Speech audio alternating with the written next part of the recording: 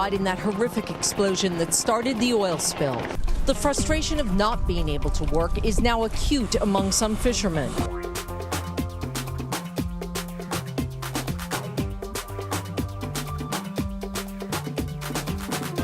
And yeah, crews are working round the clock trying to clean up these tar balls off Pensacola Beach.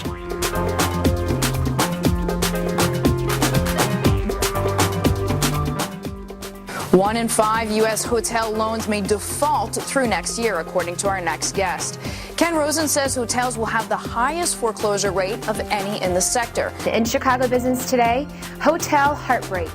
Chicago hotels last year suffered their worst slump in more than half a century.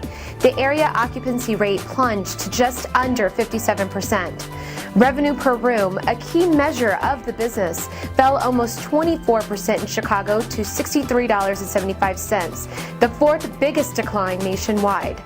Partly to blame, corporate cutbacks. We begin with the lost jobs and vanishing paychecks. How many times have we welcomed you into the newsroom and then told you about more Americans finding themselves out of work? Auto workers seeing their jobs disappear in Detroit. Teachers and other public employees getting pink slips around the country. And then, of course, the oil disaster, wiping out jobs all around the Gulf. There is concern now, though, that the situation in Europe could be affecting the American economy, and they may actually cut that forecast, which would add to fears of yet another recession, the so-called double dip. What we're looking at is an invisible wall which we've run into here.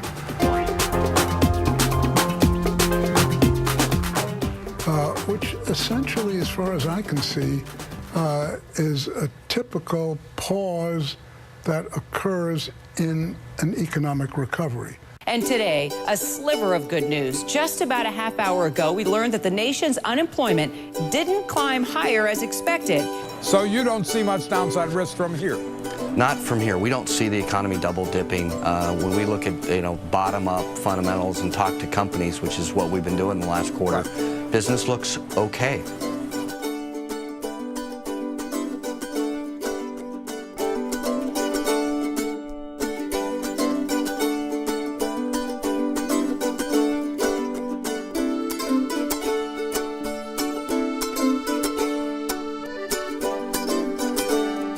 Great learning curve, a total token of appreciation greater now for customers than ever before, and it's really taught my chefs a lesson.